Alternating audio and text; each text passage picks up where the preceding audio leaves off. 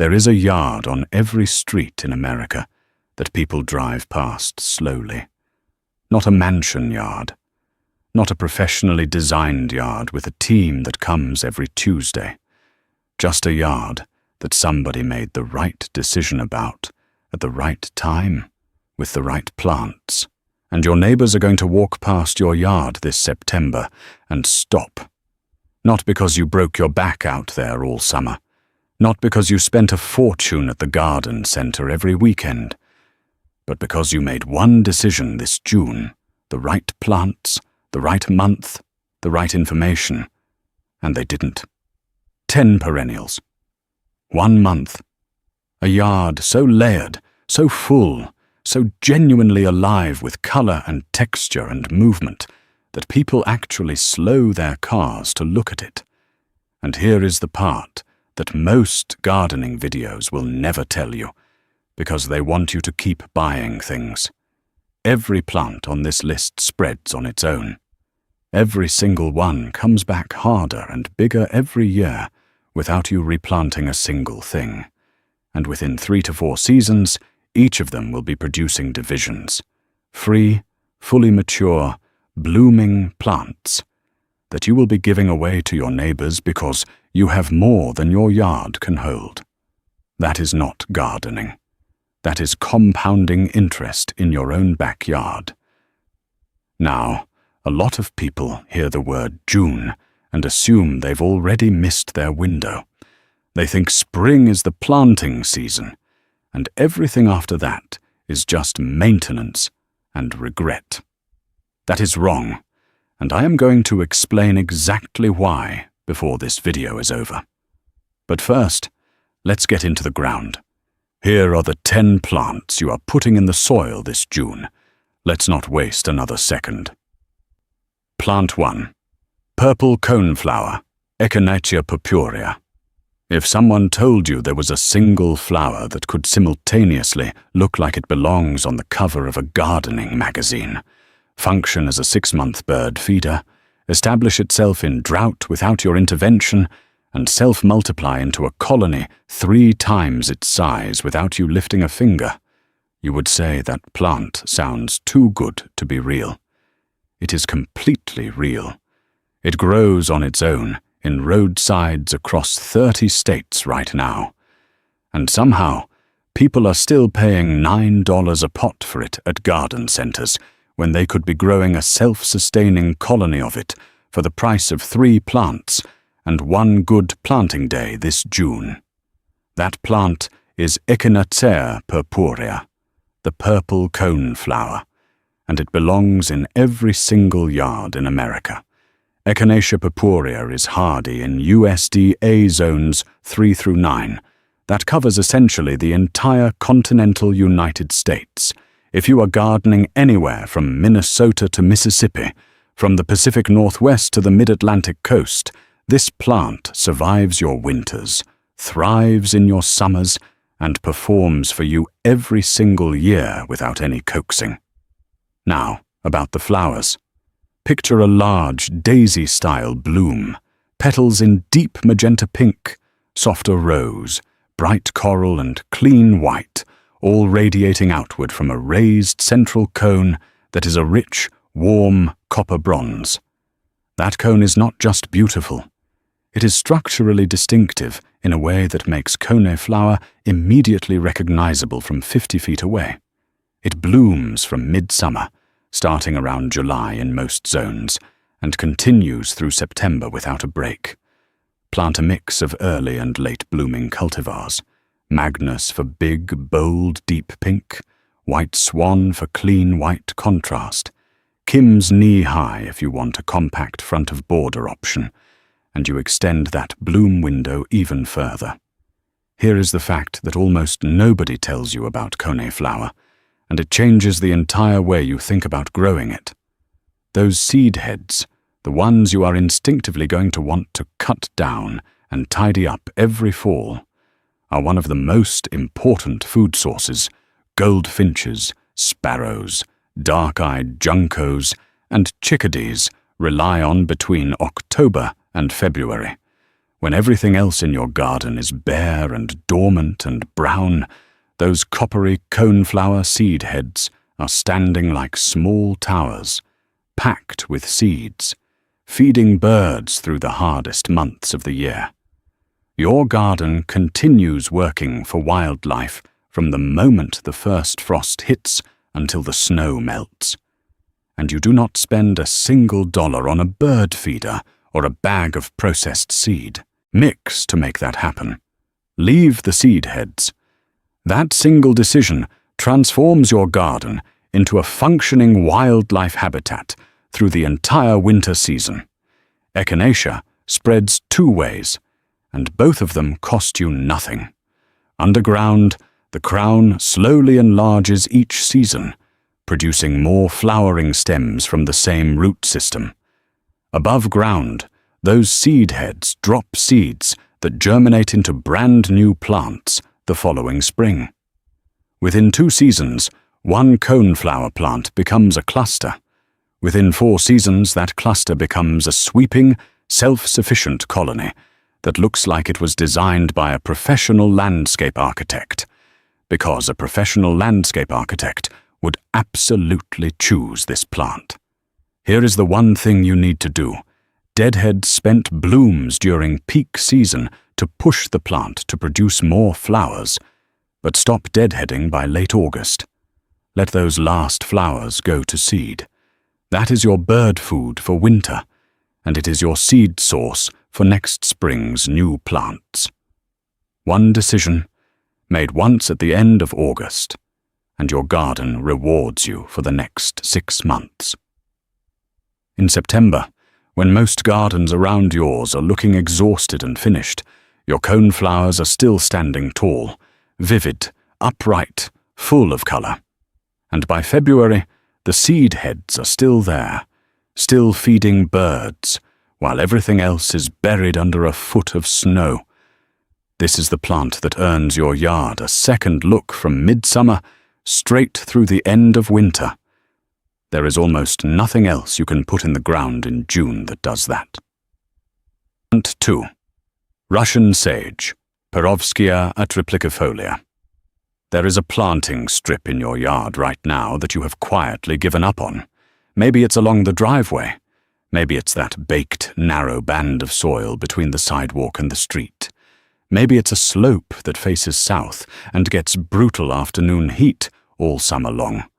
Whatever it is, you have tried things there, watched them struggle and die, and eventually stopped trying. That spot is not a failure of your gardening skills. That spot just needs a specific plant that was actually built for exactly those conditions. Russian sage is that plant. And once you see what it does in the worst soil on your property, in the most neglected, most heat-punished spot you own, you will wonder why you ever tried to fight that location with anything else. Perennials atriplycifolia is hardy in USDA zones 4 through 9. It is a sub-shrub. It behaves like a perennial in the sense that it dies back to the base each winter and re-emerges each spring. But the woody base structure persists and gets stronger every year. The visual is unlike almost anything else in the American perennial garden. Tall, airy stems, silvery gray, almost white, covered in tiny, delicate violet-blue flowers that bloom from midsummer all the way through fall. The whole plant shimmers and moves in the wind. In afternoon light, it creates an almost luminous, hazy blue cloud effect that you genuinely cannot replicate with any other plant. Blue-color spires and little spire are 2 excellent cultivars. They give you the same spectacular display in a more compact, tightly structured plant that does not require staking even in exposed locations. Deer will not touch Russian sage. Rabbits will not touch it. Not because the plant is protected by any spray or barrier, but because the aromatic compounds in its silver stems are potent enough to repel browsers at the approach stage, before they are close enough to consider tasting it. This is the deer resistance that spray repellents promise, and never reliably deliver. You are not spraying and respraying every 2 weeks after every rain. You are not hoping the deer have moved to a different neighborhood this season. The plant is the repellent. It is working 24 hours a day, 7 days a week, for every week of the growing season, for every year of the plant's life. In areas where deer pressure has destroyed multiple garden attempts, Russian sage is one of the most reliable solutions available. It is not deer-resistant in the casual sense of the word. It is deer-proof in practice for most American gardeners. Russian sage spreads slowly and thoughtfully through its root crown, expanding the clump gradually each season. It also self-seeds, lightly in ideal conditions, never aggressively, never invasively, just enough to occasionally fill a gap nearby without becoming a management problem. In 3 seasons, one plant produces a substantial specimen. In 5 seasons, 2 or 3 plants in proximity create a sweeping drift of silver and blue that looks like something from a botanic garden display. Cut it back hard in early spring. Not a light trim. Cut to within 6 to 8 inches of the ground before new growth emerges. This is the single most important thing you can do for this plant. It prevents the base from becoming woody and unproductive, forces vigorous new growth from the crown, and gives you a dense, well-structured plant every season. Skip this cut for 2 or 3 years running, and the plant becomes an open, floppy, woody mess that underperforms.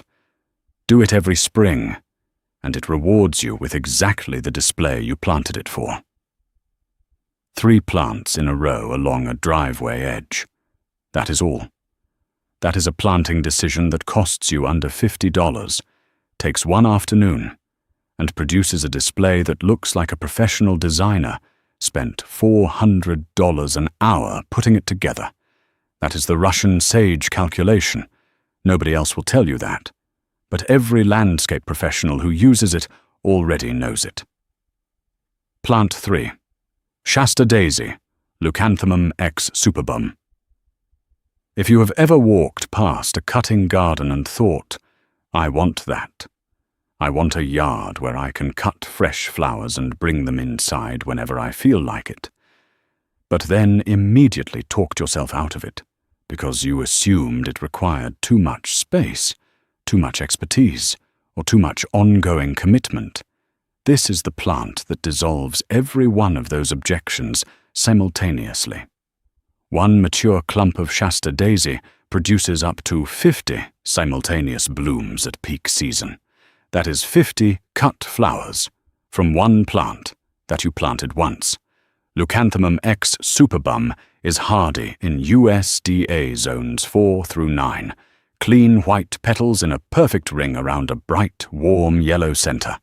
The contrast is classic, timeless in a way that never goes out of fashion and never looks dated no matter what surrounds it.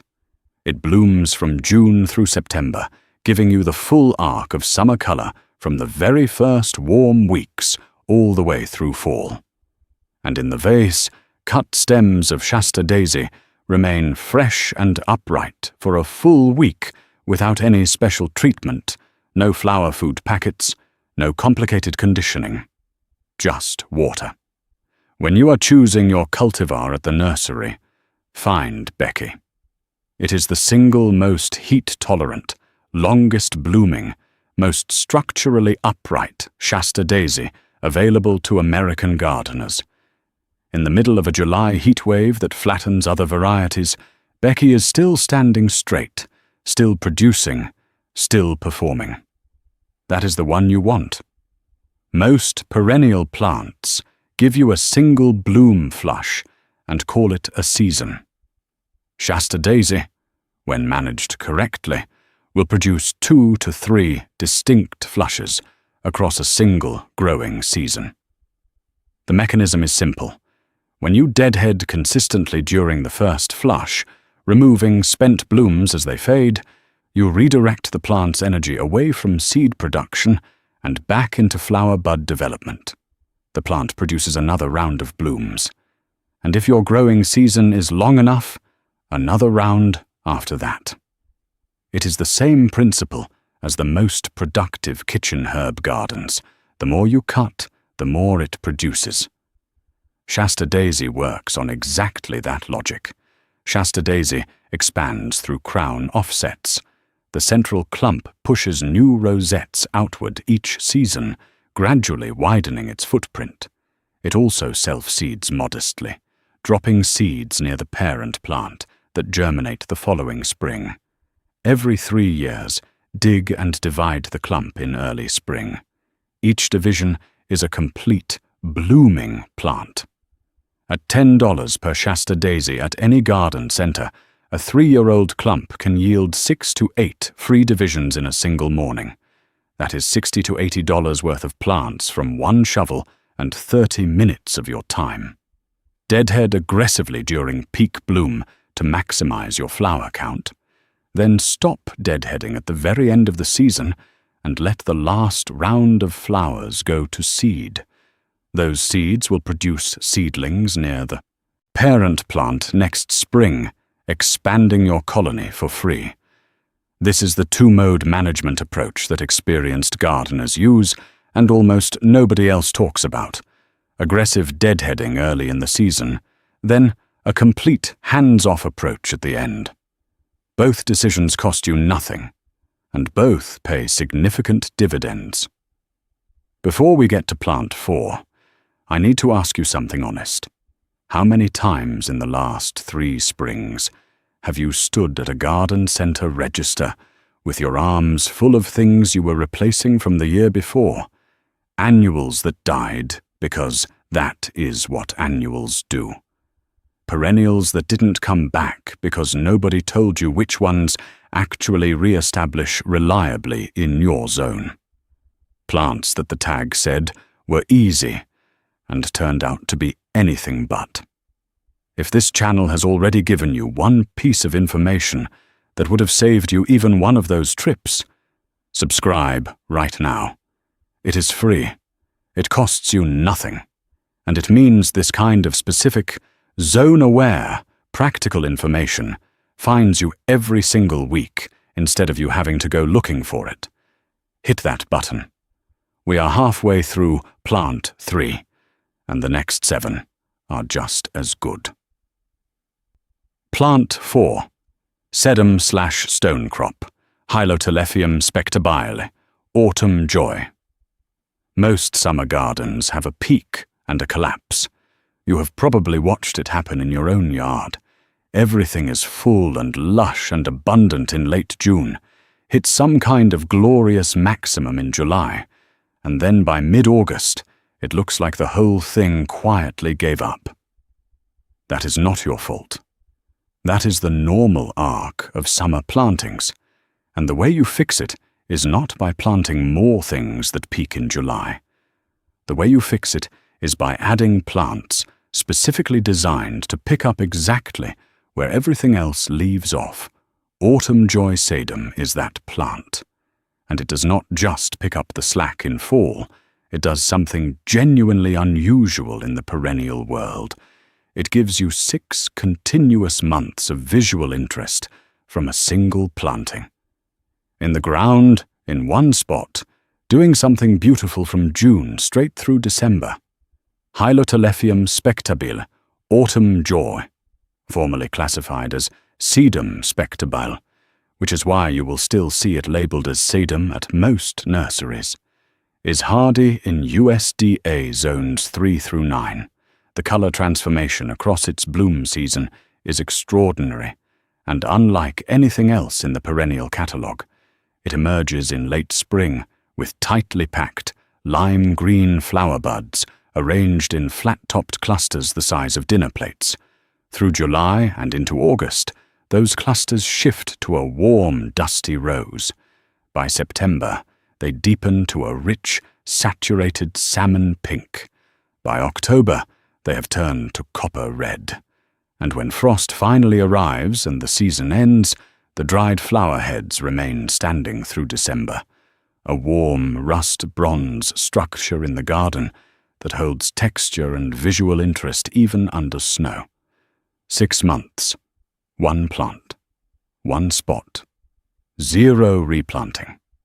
Autumn Joy is one of the most important late-season pollinator plants you can grow in North America, a fact that is dramatically underreported in standard gardening content. By August and September, most flowering perennials are finished or winding down. Pollinators, bees, butterflies, and beneficial insects preparing for winter, are actively searching for late nectar sources, and those sources are becoming scarce. Autumn Joy blooms in exactly that gap, producing abundant nectar through September and into October in most zones. On a warm September afternoon, a mass planting of Autumn Joy in full copper-pink bloom can support dozens of bee species simultaneously. You can watch it happen. It is one of the most alive and active moments your garden will have all season, and it happens in fall, when most gardens have already gone quiet. Sedum expands through crown division. The central clump grows outward each season, producing additional rosettes at the edges. It does not self-seed aggressively or spread invasively. It simply gets larger, better, and more productive every year. Divide clumps in early spring every 3 to 4 years to keep the plant vigorous and well-shaped. Each division blooms in its first season. No waiting period, no establishment year. You divide in April, and you have a full display by September. This is the counterintuitive rule of Autumn Joy that trips up most first-time growers. Do not fertilize it. Do not amend the soil around it heavily. Do not coddle it with rich, deeply prepared garden beds. Autumn Joy performs best, stands tallest, blooms most prolifically, holds its structure most reliably in poor, dry, well-draining soil. Rich soil makes it floppy, open, and weak-stemmed. It stretches and falls open and disappoints. Your worst, most neglected, driest soil is this plant's ideal home. That is not settling. That is matching the plant to its actual requirements.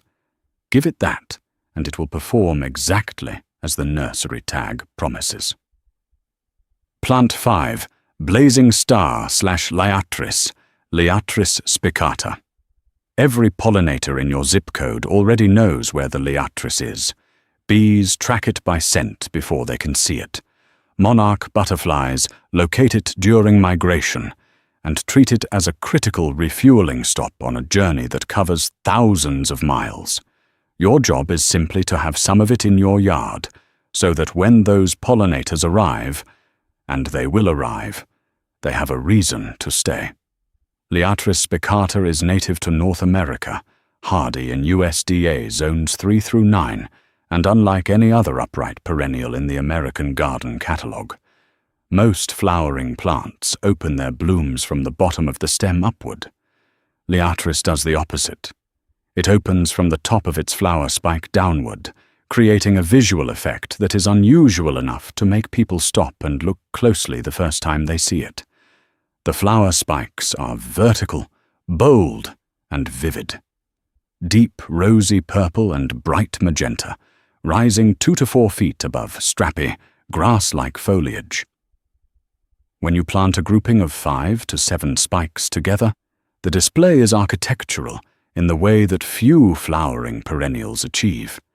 It is structural and colorful at the same time. Here is what most gardening content does not tell you about Liatris. Its importance to monarch butterfly migration is not a marketing claim.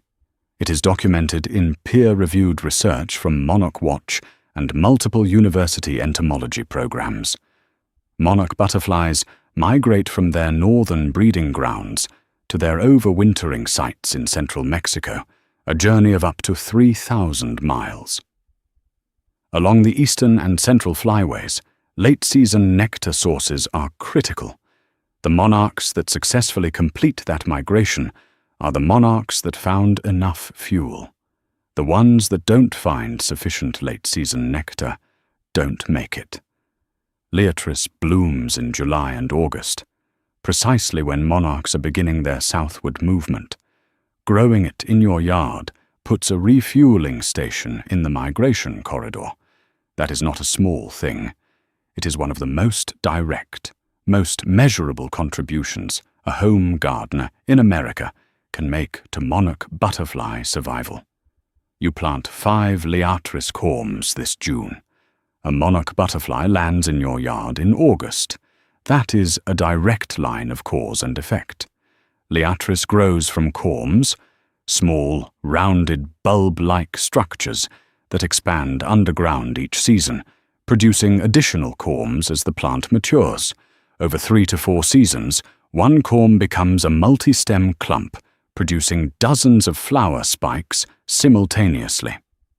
Divide in fall after foliage dies back, and each division is a fully functional, corm-based plant ready to bloom the following season. After bloom, leave the seed heads standing. Goldfinches feed on Liatris seed heads with particular enthusiasm from September straight through November. This is documented bird-feeding behavior. Liatris seed heads are among the most goldfinch-preferred native seed sources in eastern and central North America. Plant corms 4 inches deep in well-draining soil.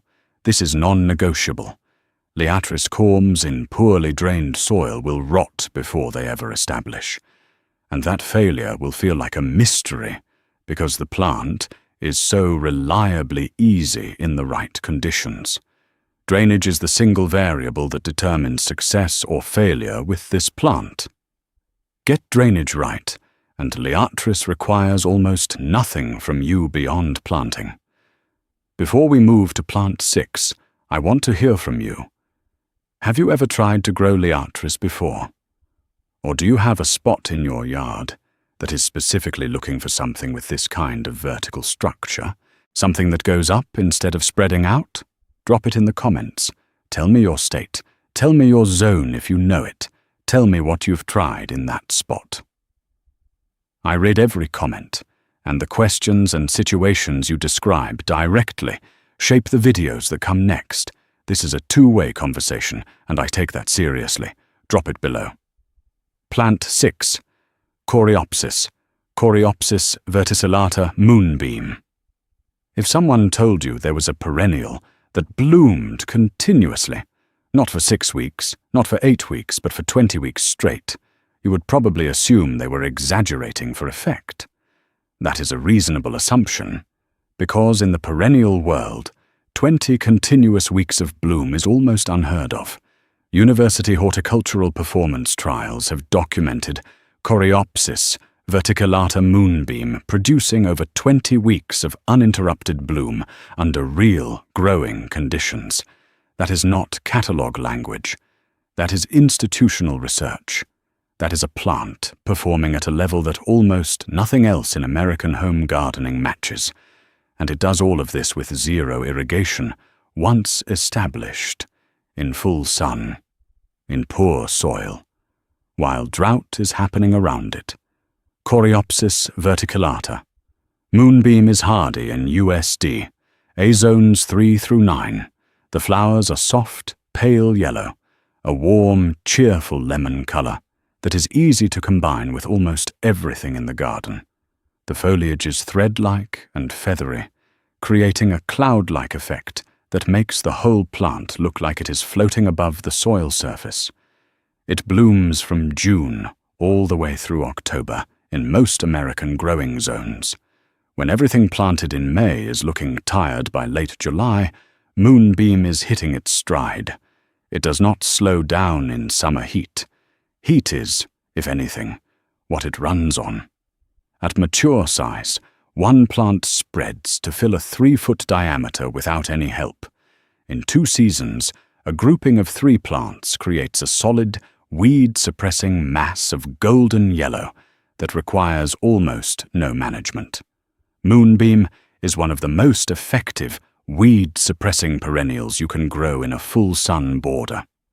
Once the rhizomatous root system fills in and the dense foliage closes the canopy above the soil surface, Weed seeds cannot germinate in the shade beneath it.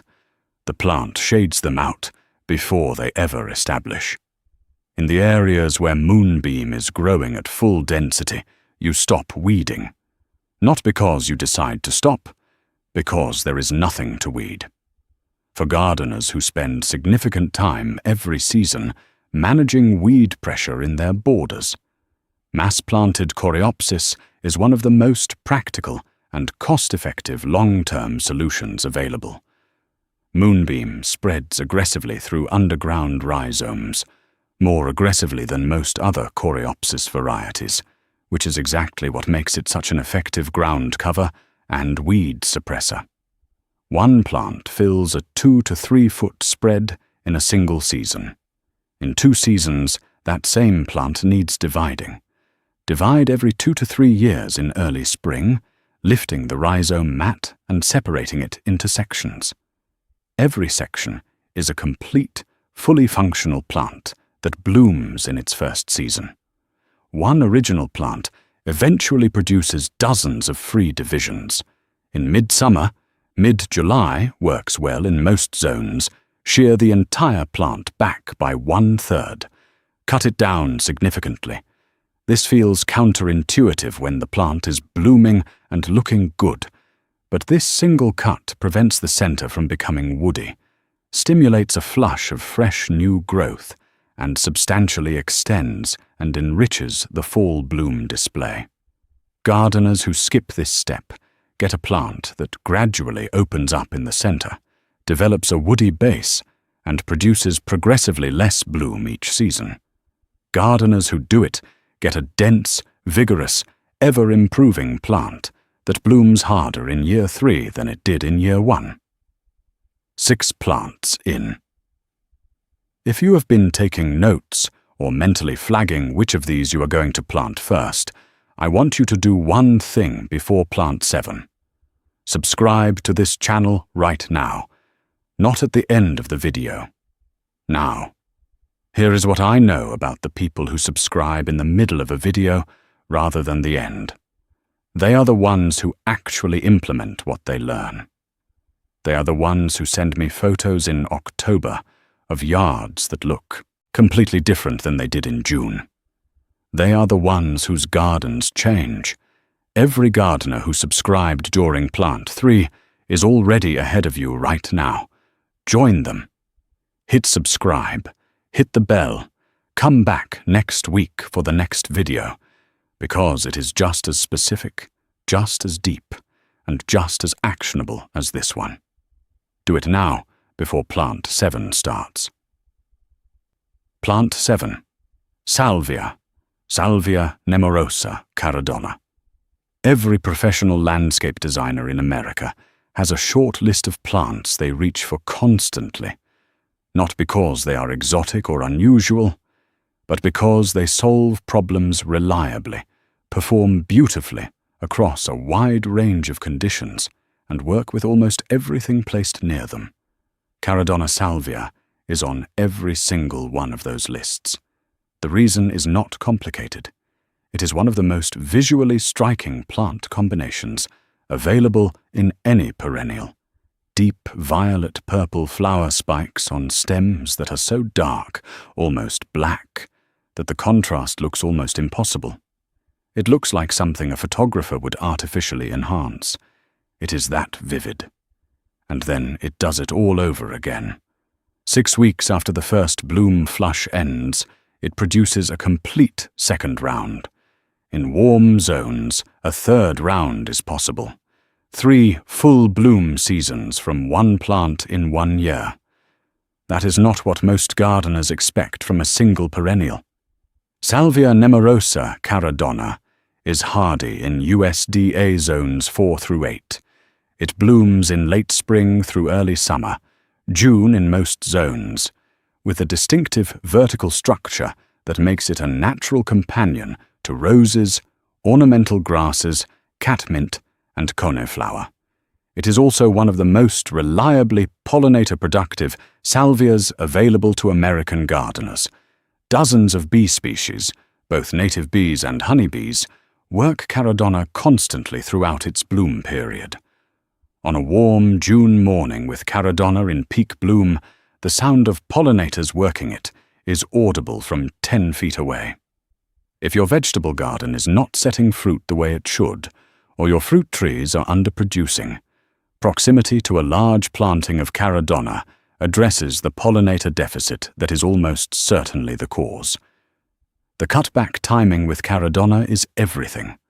Most gardeners know they should cut it back after bloom, but the specific timing of that cut makes an enormous difference in whether you get a meaningful rebloom or a weak, disappointing second flush.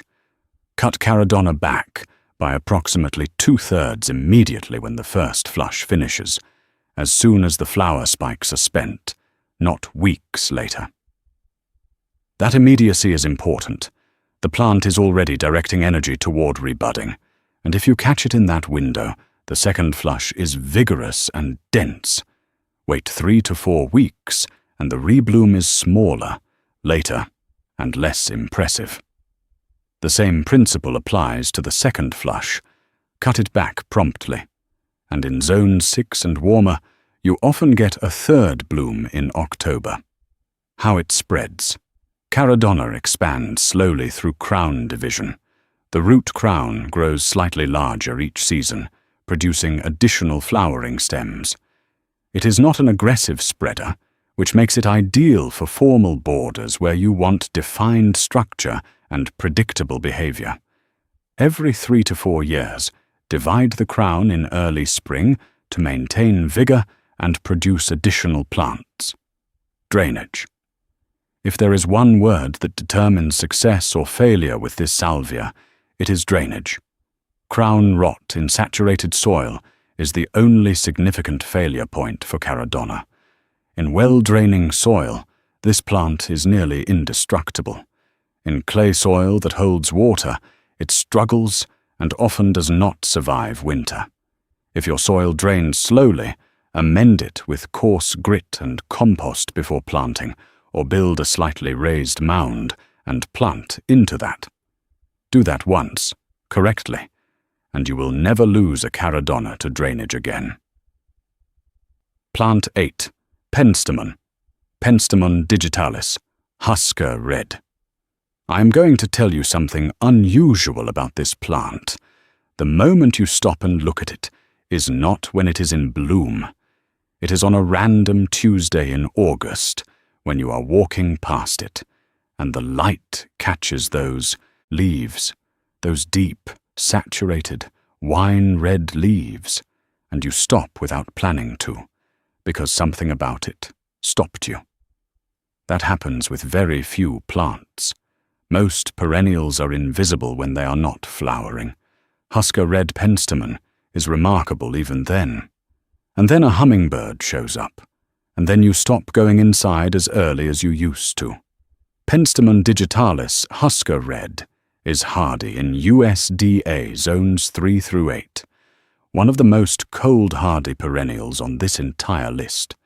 The foliage is its defining feature, a deep, rich burgundy red that holds its color from spring through hard frost, making it one of the most visually interesting foliage perennials in the American garden. The flowers are white, tubular, and appear in early summer, June in most zones, on tall, upright stems that rise well above the foliage. The visual combination of white flowers against burgundy red leaves is elegant and precise in a way that makes husker red look like it was styled rather than simply grown. And that tubular flower shape is not incidental. It is biologically engineered through millions of years of coevolution for hummingbird feeding. The proportions of the tube match the proportions of a hummingbird bill. They fit together perfectly. When a hummingbird finds husker red in your yard, it comes back every single day of the bloom period, every day like clockwork. Husker red is one of the very few ornamental perennials that performs beautifully in clay soil. Not tolerates clay, actually performs well in it. For gardeners dealing with the heavy, compacted, poorly amended clay soils that are common across the Midwest, the South, and the Pacific Northwest, this is a significant practical advantage. Most ornamental perennials recommend well-draining, amended soil. Husker Red will grow in the clay border you have been struggling with and make it look deliberate. That is a rare and genuinely valuable trait. Husker Red self-seeds reliably, dropping seeds in fall that germinate the following spring and produce plants that bloom in their second year. Over 3 to 4 seasons, the original planting gradually naturalizes into an expanding colony of seedlings that maintain the plant's signature burgundy coloring with slight natural variation. Because the seedlings show natural variation, some will be more intensely colored than others. Leave the ones you love, move or compost the ones that are less striking.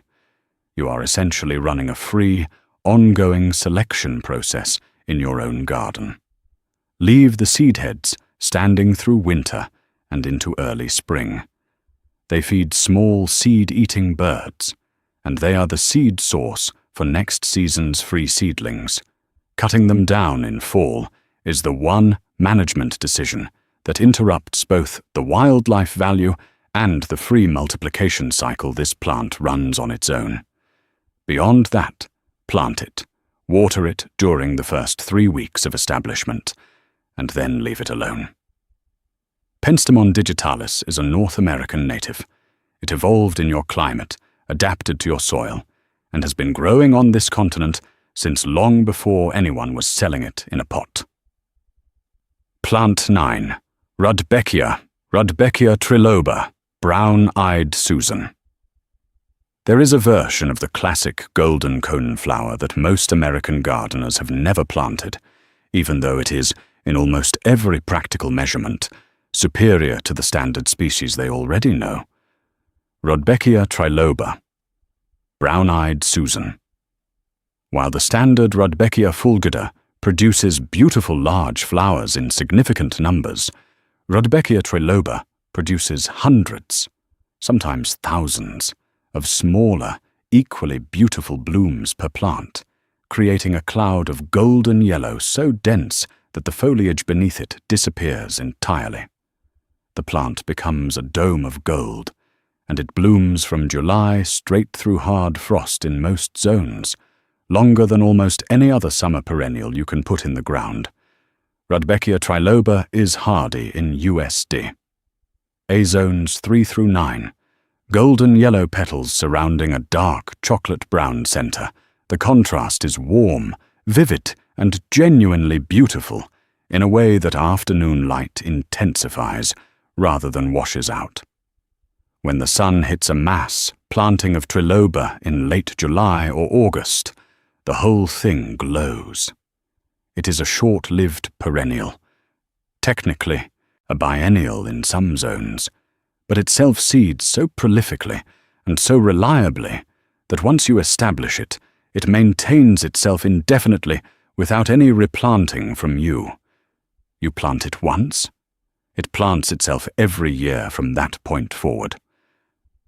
In naturalized areas, along property lines, in meadow-style plantings, or as a large-scale mass in a sunny border, Rudbeckia triloba is one of the fastest and most dramatic ways to cover significant ground with season-long color.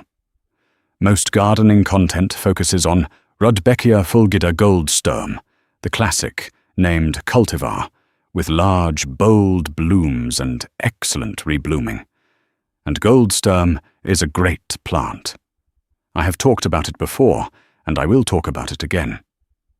But triloba offers something that goldsturm does not, a scale of bloom production that is almost overwhelming, and a self-seeding behavior so reliable that the planting expands and sustains itself without any intervention. For gardeners who want large-scale naturalistic impact in a sunny area, particularly in a space they are not micromanaging, triloba outperforms goldsturm every time. Rudbeckia triloba spreads almost entirely through self-seeding. Each plant produces enormous quantities of seeds in fall, dropping them close to the parent plant, where they overwinter in the soil and germinate in early spring. The colony grows slightly outward each season, gradually expanding into exactly as much space as you give it. Leave every seed head standing through winter. I cannot say this enough times on this channel. Those seed heads are goldfinch food, sparrow food, chickadee food. They are feeding wildlife through the hardest months of the year, while simultaneously providing the seed source for next season's free plants. Cutting them down in the fall cleanup eliminates both of those things in one decision. Give it sun. Full sun. This plant will tolerate light shade, but it really performs, in a location with at least 6 hours of direct sun per day. In partial shade, it gets leggy, produces fewer flowers, and self-seeds less reliably. In full sun, it is one of the most spectacular and low-maintenance perennials you can grow in America. 9 plants. We are one away from the end of this list, and I want to say something directly to anyone who has made it this far. You are not a casual scroller.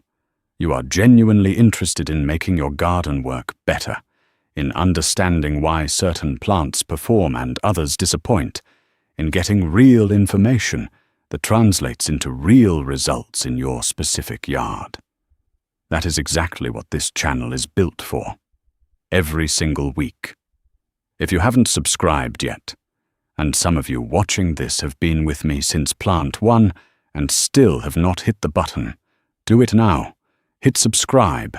Hit the bell so next week's video actually appears in your feed, because the gardeners who subscribed at the beginning of this video are already ahead. Join them before plant 10. Plant 10. Crocosmia. Crocosmia x Crocosmiflora Lucifer. Every plant on this list earns its place through performance, through reliability, through the kind of consistent, expanding, low-maintenance results that make gardening feel like it is working with you instead of against you.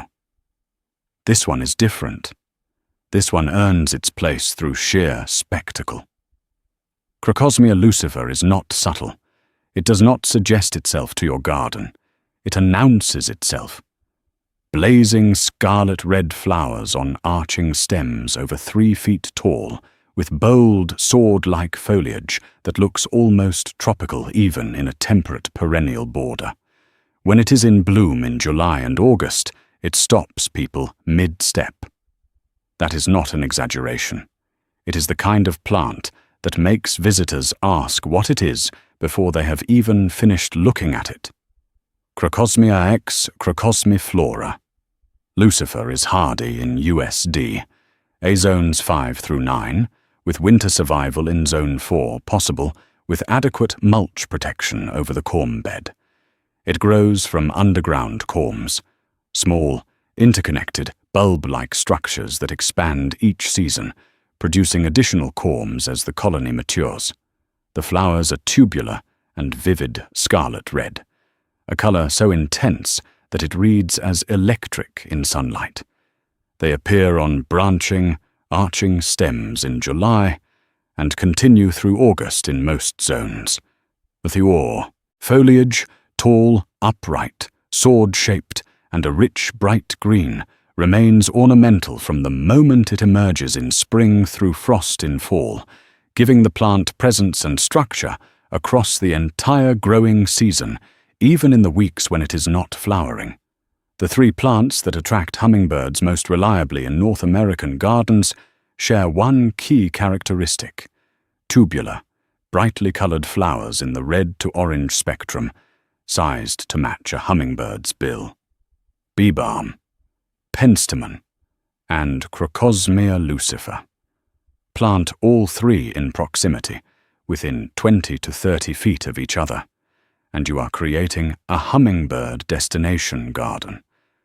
Not a garden that occasionally attracts a hummingbird passing through.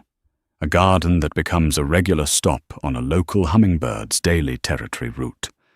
A garden where you will see hummingbirds hovering at known distances, returning at similar times each day, treating your plantings as a reliable, expected resource. That is the experience that turns gardeners into devoted, lifelong gardeners. That is the moment that no other hobby produces.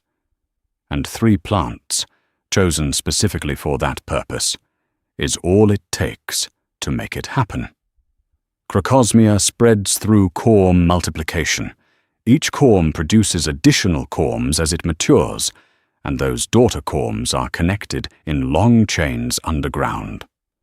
Over 2 to 3 seasons, a small corm planting becomes a dense, robust colony that produces more and more flowering stems each year as the corm chain expands. In zones 6 and warmer, established Crocosmia colonies are essentially permanent. They require no annual replanting, no lifting and storing, no winter intervention. In Zone 5, a 3-inch layer of mulch over the corm bed in November provides sufficient insulation for winter survival in most years. Every spring, the colony can be divided, lifting sections of the corm chain and replanting in other areas of the yard or sharing with neighbors. At nursery prices for individual Crocosmia plants, a mature colony is producing significant value in free divisions every single season.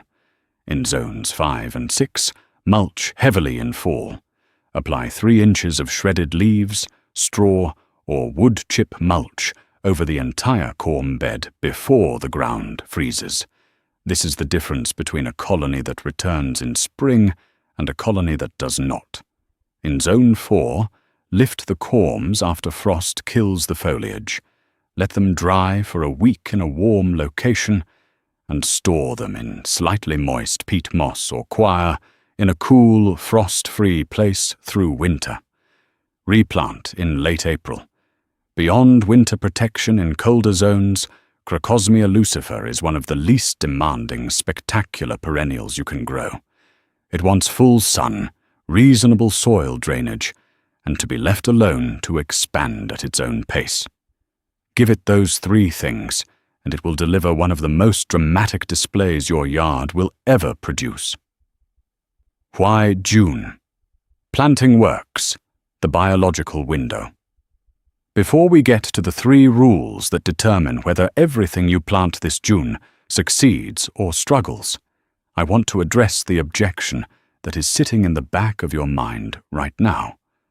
Because if you have watched this entire video, and some part of you is thinking, but isn't spring the planting season? Haven't I already missed my window?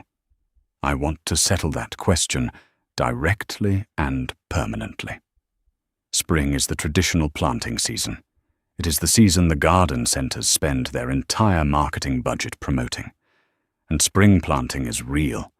The cool, moist conditions of April and May are genuinely good for root establishment in most perennial species. But here is what the traditional narrative gets wrong.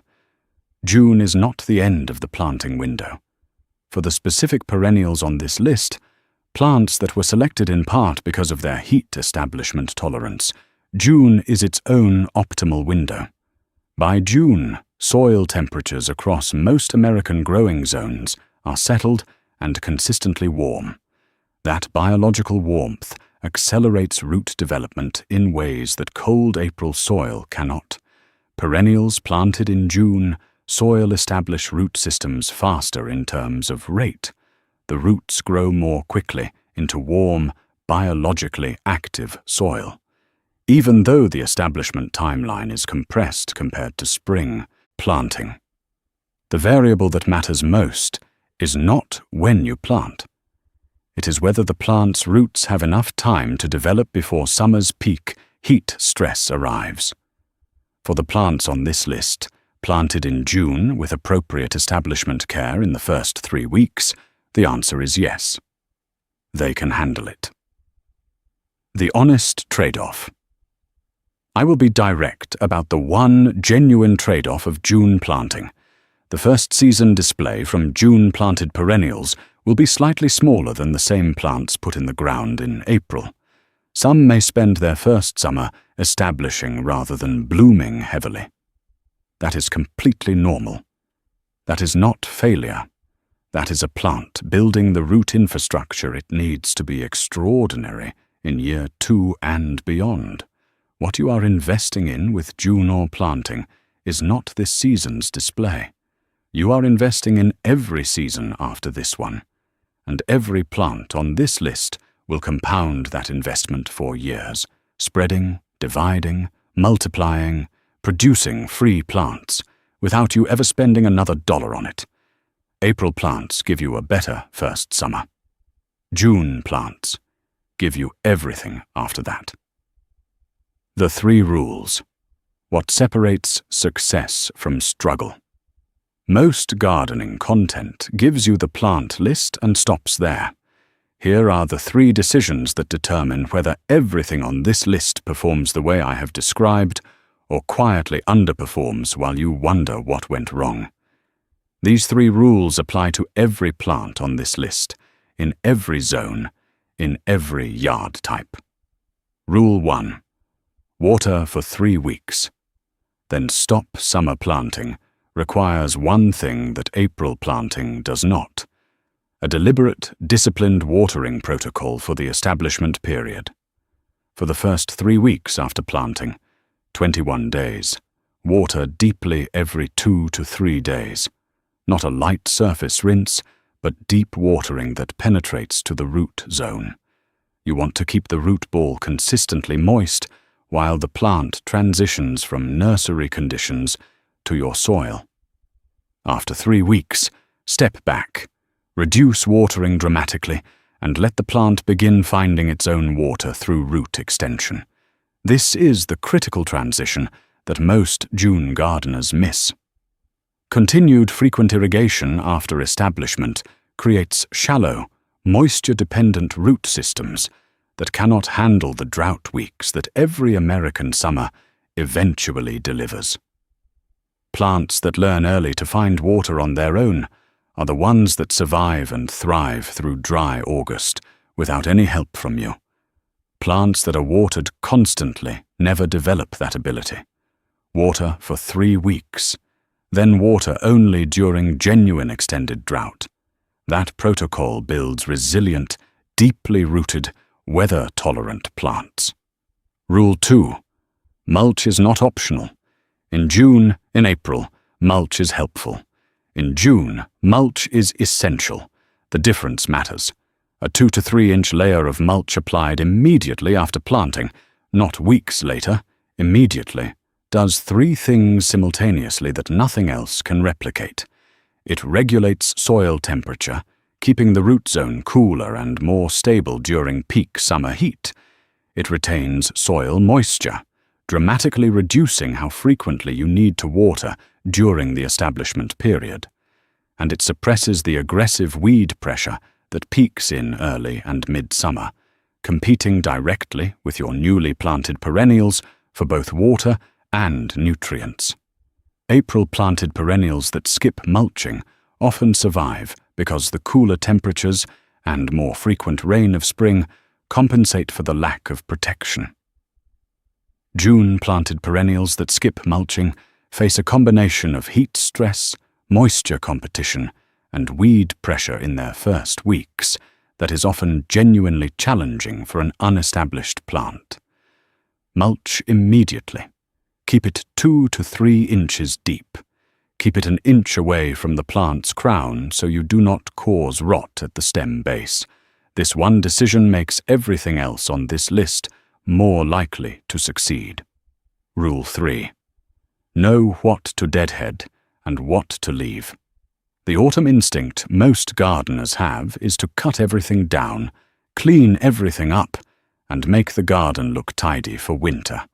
That instinct, applied universally, is one of the most consistently costly decisions in American home gardening. Here is the practical framework. Deadhead these plants during the season for more bloom. purple coneflower, Shasta daisy, and coreopsis. Removing spent flowers from these three during peak season redirects their energy from seed production into new flower bud development. More deadheading during the season means more blooms. Leave these plants standing through winter, seed heads and all. Purple coneflower, Rudbeckia, Leatris, and penstemon. Yes, coneflower appears on both lists. Deadhead it through the bloom season to extend flowering, then stop deadheading at the end of August and leave the final round of seed heads completely intact through winter. The seed heads you leave feed birds through the coldest months of the year. The seed they drop produces free plants the following spring, and the structural presence of dried seed heads in winter gives the garden a beauty and a livingness that a cut-down, bare border completely lacks. One cut, made at the wrong time, costs you 6 months of wildlife value and 6 months of free multiplication. Leave them standing. Your garden will be more alive for it. This is the moment in the gardening season that matters more than any other. Not because June is the prettiest month. It is not. August and September are, and you are building toward those months right now. Not because everything you plant today will be full and spectacular this weekend. It will not be, and that is completely fine. This moment matters because the decisions you make in June, in this window, with these specific plants, create the yard that exists next September, and the September after that, and the one after that. The compounding nature of the plants on this list is the thing I most want you to hold on to after this video ends. Every one of these 10 perennials spreads. Every one of them comes back. Every one of them divides into free plants that cost you nothing but a shovel and 30 minutes on a spring morning. Every one of them is producing value. Through bloom, through wildlife support, through weed suppression, through soil health, for years after the day you plant it. The person who puts these plants in the ground this June is not spending money on a single gardening season. They are making an investment that returns compounding value for the next decade without additional spending. That is the way a garden should work, and now you know exactly how to make it work that way. Before you close this video, I want one thing from you. Drop a comment below. Tell me which plant from this list you are putting in the ground first this June. And tell me your state, not just your zone number, your state, because it shapes every video I make. Are you in Texas with brutal summer heat, and you are wondering how coreopsis and Russian sage are going to handle August? Tell me. Are you in the Pacific Northwest with cool summers, and you are eyeing the Leatris and the penstemon? Tell me. Are you in Minnesota in Zone 4, wondering whether Crocosmia can actually survive your winters with mulch? Tell me that too. I read every comment. I answer as many as I can. And the questions you ask and the situations you describe are directly building the content calendar for this channel going forward. Your yard, your zone, your specific challenges. That is what the next video is about. And the one after that. Drop it below. I am already reading. If you have made it to the end of this video, you now have a plan. Not a vague, inspirational idea. A specific, actionable, plant-by-plant, rule-by-rule plan for a yard that takes care of itself and rewards you more every single season. The gardeners who subscribed at the beginning of this video are already thinking about where they are going to put plant 1. Some of them are already in the car. If you have not subscribed yet, subscribe right now. Hit the bell. Come back next week, because the next video is built on the same foundation as this one. Real plant science, real zone-specific guidance, Real information that changes how your yard performs season after season. You do not want to be the person who finds this channel 6 months from now and wishes they had been here from the beginning. Subscribe, hit the bell, and go plant something. June is open right now.